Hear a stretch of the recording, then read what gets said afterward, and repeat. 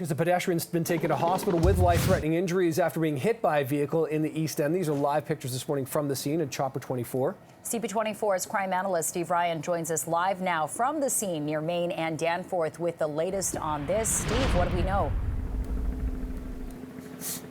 Well, Doncaster is a residential road that runs east and west, 2 lanes east and 2 lanes west, and it is just west of Barrington. As you can see, there are 2 vehicles that have collided on the north side of Doncaster, and one of them is a Subaru, the other is a Honda.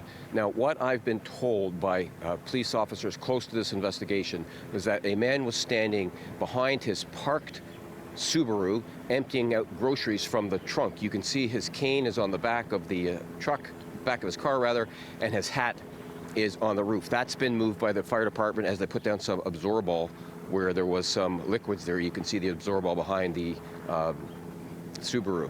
What I'm told is that the driver of the Honda says that he fell asleep while traveling eastbound on Doncaster, crossed left to center, and basically hit the parked vehicle head on. And as a result of that collision, the man that was standing behind the trunk of his car emptying out his groceries fell backwards and struck his head. Now, he's got serious injuries. There was an emergency run done, which means that the police would escort the paramedic truck to the hospital, and they do that so that the ambulance can get to the hospital as quickly as they can.